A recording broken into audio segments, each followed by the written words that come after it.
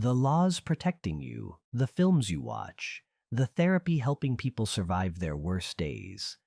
None of that came from politicians or celebrities. It came from 10 people who sat down and thought harder than anyone else in the room. 1. Socrates. The most influential thinker in Western history never published anything. Not one page, not one sentence. Socrates walked around Athens barefoot in the same worn robe every single day and just talked to people. That was his entire method. Conversation. He targeted everyone: generals, poets, politicians, craftsmen, wealthy men who thought they had life figured out. He would ask them a simple question about something they were confident about: justice, courage, wisdom. They would answer. He would ask a follow-up, then another. Within minutes, the person who thought they had all the answers was sitting in complete confusion about something they had been certain of their whole life. This technique has a name today: the Socratic method. Harvard Law School built its first-year curriculum entirely around it. Instead of professors lecturing students, they questioned them relentlessly in front of the whole class. Medical schools use it to train diagnostic thinking. Courtroom lawyers use it to dismantle witnesses. Corporate boardrooms use it to stress test decisions before billions of dollars move. Athens eventually got tired of Socrates making powerful people look foolish in public. In 399 BC, when he was 70 years old, they put him on trial for corrupting youth and disrespecting the gods. He could have left the city and lived comfortably elsewhere.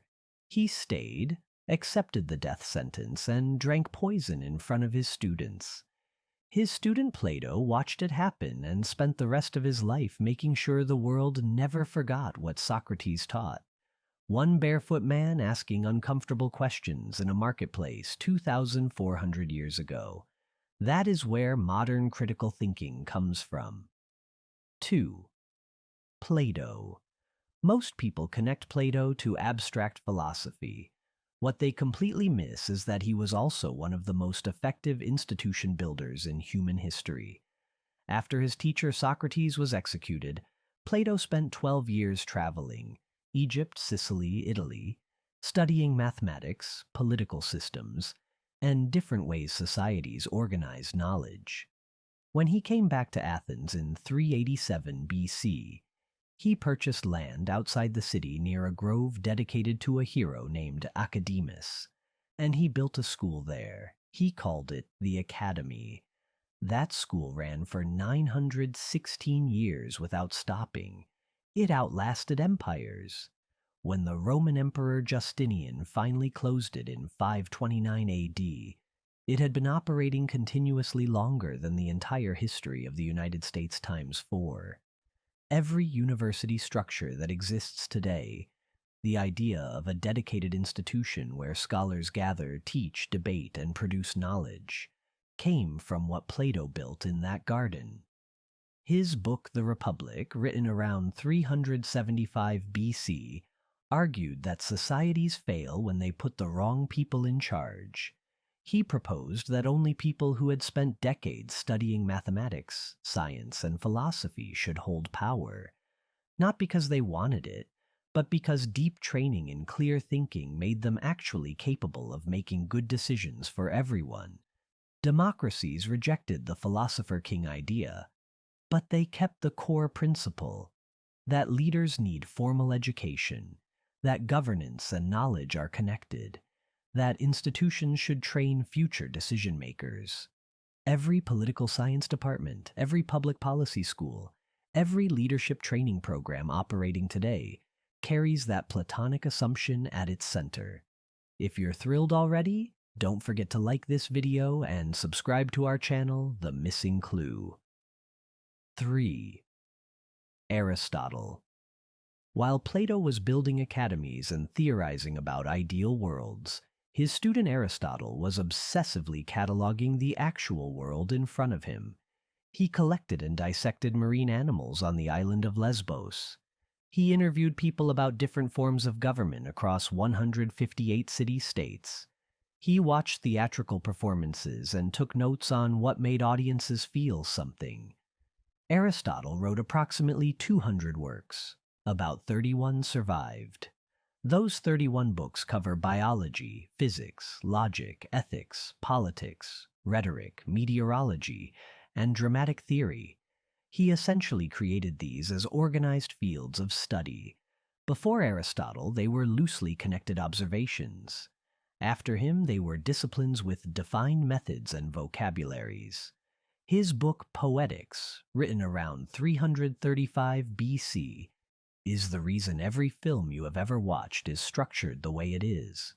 He broke down what makes drama work: a protagonist with a clear desire, a conflict that creates pressure, a crisis point that forces a decision, a resolution that changes something.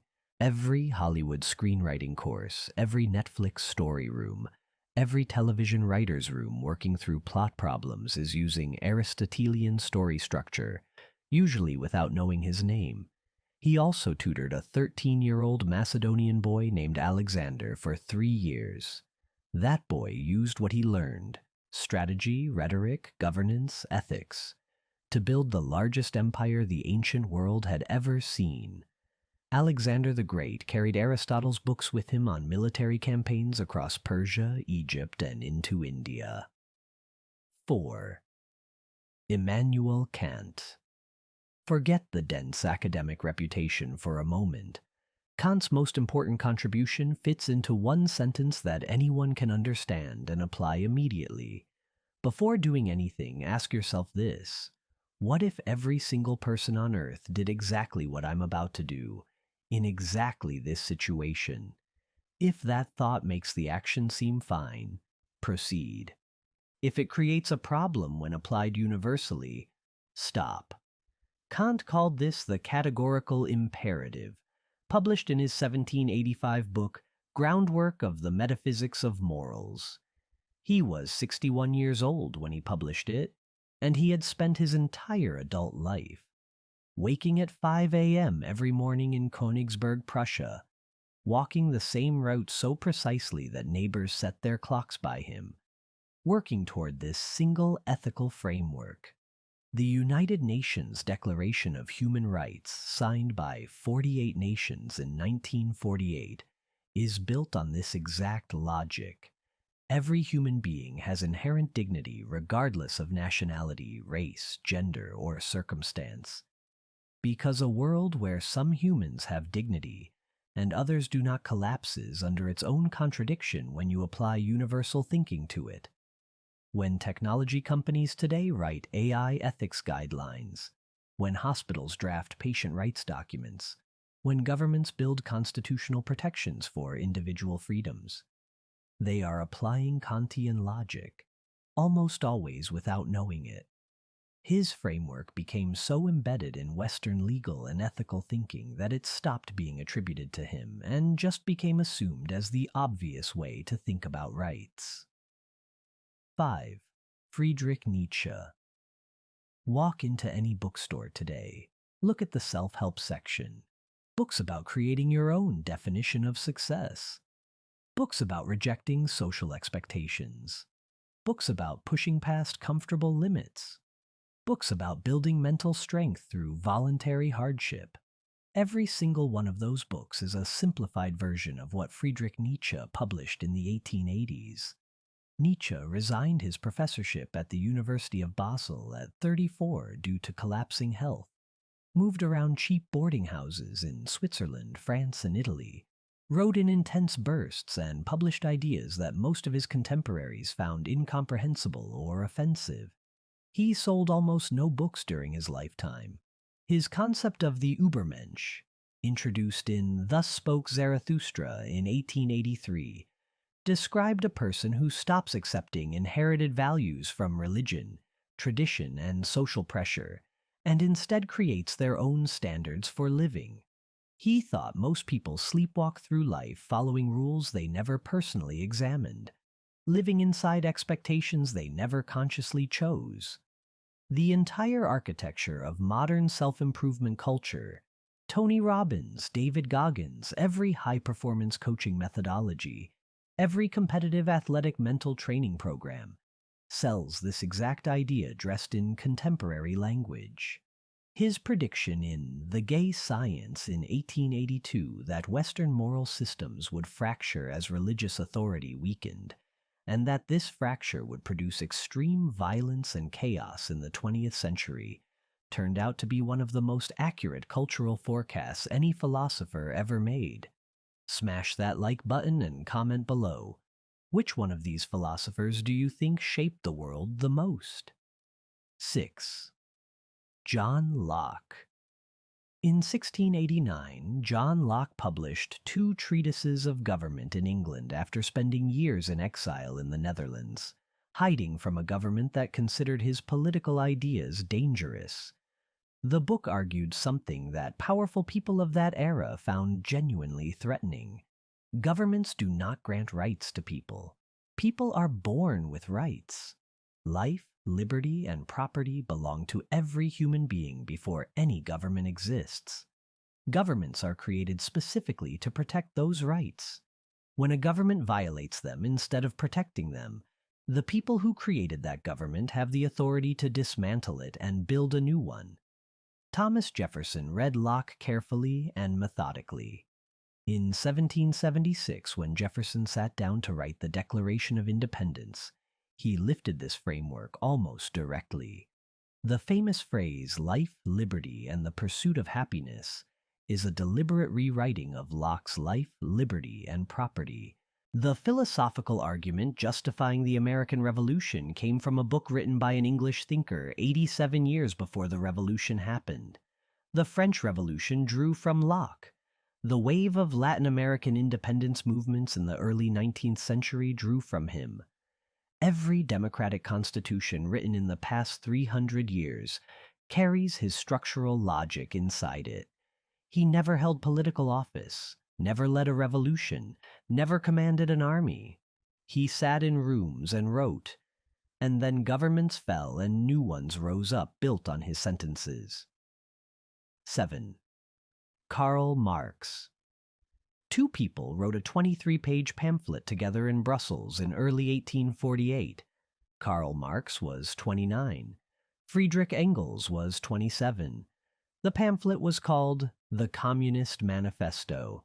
It sold almost nothing initially. Within 50 years, it had reshaped the political structure of the entire planet. Marx spent most of his adult life genuinely poor, evicted from apartments, borrowing money constantly, watching children go without adequate food, while simultaneously writing a 2,500-page economic analysis of capitalism called Das Kapital, the first volume of which appeared in 1867. He argued with obsessive precision that capitalism structurally concentrates wealth upward over time, that workers generate value far beyond what wages return to them, and that this gap widens until the system produces its own crisis. Today, over 1.4 billion people live in countries whose governments were explicitly built on interpretations of his work. China, Cuba, Vietnam, Laos, North Korea, all shaped directly by Marxist political frameworks. And even in countries that strongly oppose those governments, Marx's analytical vocabulary dominates every economic conversation. Class struggle, labor exploitation, capital concentration, means of production. These terms came from Marx and are now used daily by politicians, economists, and journalists across the ideological spectrum. 8. Simone de Beauvoir. In 1949, a French philosopher sat down and opened a book with a line that political movements, academic fields, and cultural conversations are still unpacking 75 years later. One is not born, but rather becomes a woman. Simone de Beauvoir was 41 when The Second Sex appeared in French bookstores. It sold 22,000 copies in its first week. The Vatican immediately placed it on its list of banned books. The reaction alone confirmed she had hit something real.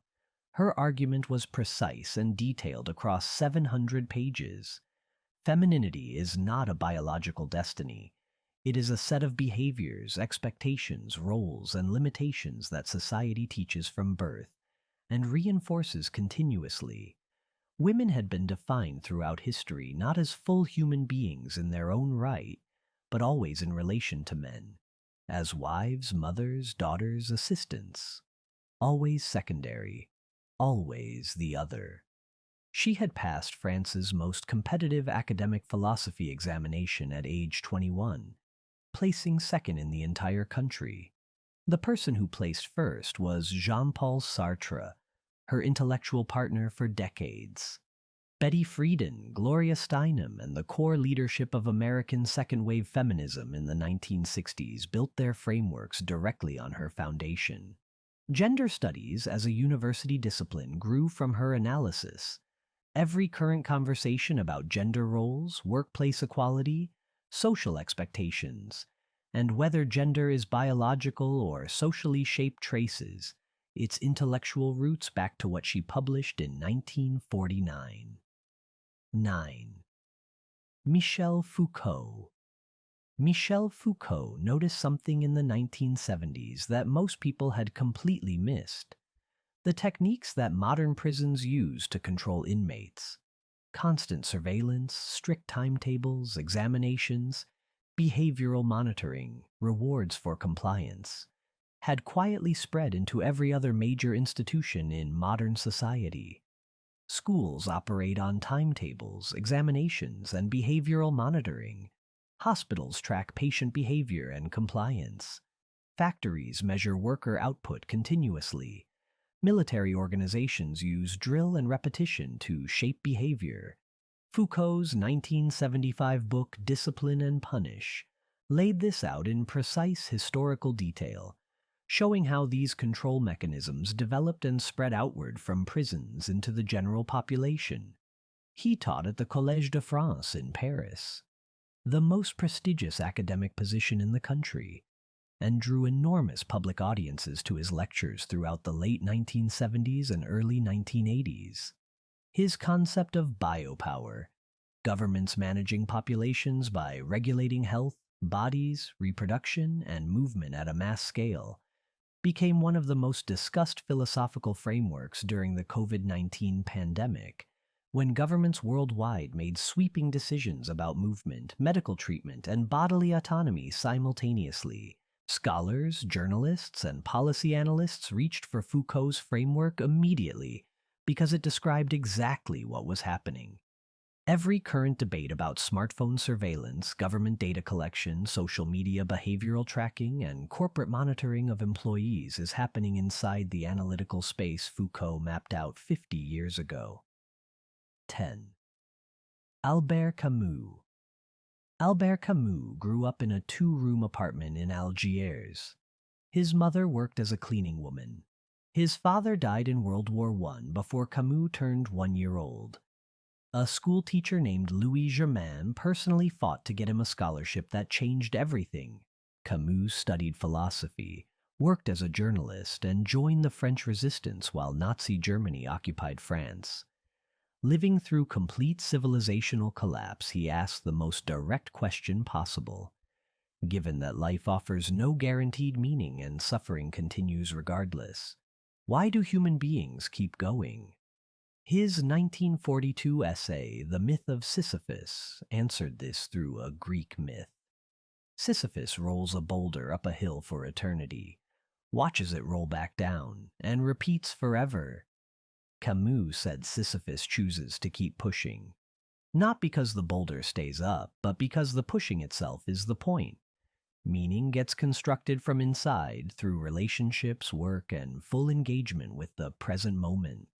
This thinking sits at the foundation of existential therapy used by therapists worldwide today, helping people build meaning through grief, illness, and depression, rather than waiting for answers to arrive from outside. He won the Nobel Prize in Literature in 1957 at 43. He died in a car accident at 46. His books are taught across 50 countries because the question he asked has no expiration date. 10 philosophers, thousands of years between them, and every single one of them is still shaping the world you wake up in every morning. Subscribe and stay updated for more videos like this.